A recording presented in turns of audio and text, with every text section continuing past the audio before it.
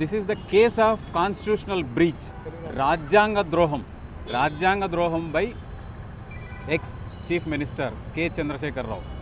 ఒక రాజ్యాంగబద్ధమైన పదవిలో ఉండి ప్రణీత్ రావు అనే ఒక ఎస్ఐబి ఆఫీసర్ డిఎస్పితో కలిసి లక్షల మంది ఫోన్లను ట్యాప్ చేసి సీక్రెట్ ఇన్ఫర్మేషన్లను సేకరించి వాళ్ళ పబ్బం గడుపుకోవడానికి ఎంతమంది జీవితాలతో ఆటలాడిందనేది ప్రణీత్ రావును సస్పెండ్ చేసి ఆయన డిస్ట్రాయ్ చేసిన హార్డ్ డిస్క్లో ఉన్న ఇన్ఫర్మేషన్, తర్వాత పోలీసులతో ఉన్న ఇన్ఫర్మేషన్ ప్రకారంగా ప్రణీత్ రావును సస్పెండ్ చేయడంతో పూర్తి అనుమానాలు, గతంలో ఉన్న అనుమానాలు నివృత్తయినాయి.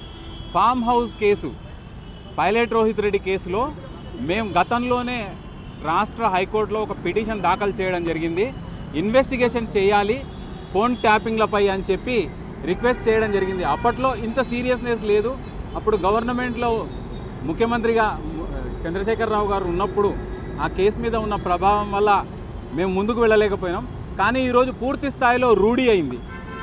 వేల మంది గవర్నమెంట్ అధికారులు, జ్యుడిషియరీలో ఉన్న న్యాయమూర్తులు, ఈవెన్ గవర్నర్ గారి ఫోన్ కూడా ట్యాప్ అయిన సందర్భం, ఇన్వెస్టిగేషన్లో బయటికి వచ్చిన సందర్భంలో పూర్తి స్థాయి మీడియా ఇన్ఫర్మేషన్లను క్రోడీకరించి ఈ ఫిర్యాదు చేయడం జరిగింది.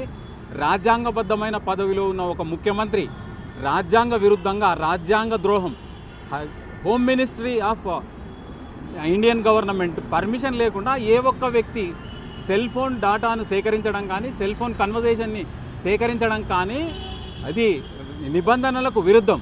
అంటే చట్టాలు చేసే వాళ్ళే చట్టాలను అణగదొక్కుతూ చట్టాలను అవమానించే రకంగా ఏదైతే చర్య ఉందో అది దేశద్రోహం కింద కూడా వస్తుంది. ఖచ్చితంగా it amounts to breach of Indian constitution. భారత సార్వభౌమాధికారాన్ని కూడా హెచ్చరించినట్టు, ధిక్కరించినట్టు అవుతుంది. కాబట్టి రాష్ట్ర మాజీ ముఖ్యమంత్రి కల్వకుంట్ల చంద్రశేఖరరావును ఈ కేసులో ఇన్వాల్వ్ చేసి A1గా మార్చి పూర్తి స్థాయి ఇన్వెస్టిగేషన్ చేయాలని చెప్పి మేము రిక్వెస్ట్ చేస్తున్నాం. మేము కాదా కేసీఆర్ గారు వెంట ఉన్నది. తెలంగాణ ఉద్యమంలో మేము ఎన్నో ఆశించినాం, ఎంతో ఊహించుకున్నాం.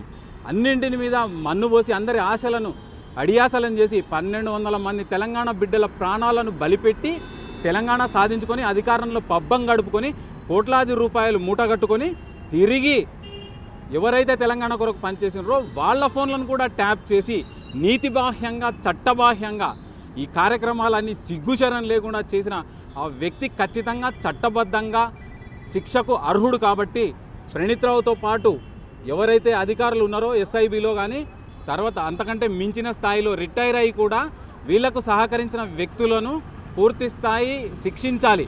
అంతేకాకుండా మేము ఎలక్షన్ కమిషన్ ఆఫ్ ఇండియాకు కూడా వెళ్ళదలుచుకున్నాం. పార్టీ అభ్యర్థిత్వాలను అన్నింటినీ రద్దు చేయాలని చెప్పి మేము కోరబోతున్నాం. ఈ పార్టీ ఇంకా ఎంతవరకు కొనసాగడానికి హక్కే లేదు. ఇటువంటి పనులు చేసిన ఒక రాజకీయ పార్టీ, అధికారులు, లాయర్లు, ఆఖరికి విలేకరుల ఫోన్లను కూడా ట్యాప్ చేసిన నీచ మనస్తత్వం రాష్ట్ర మాజీ ముఖ్యమంత్రి గారిది. ఎందుకు అంత అభద్రతాభావం?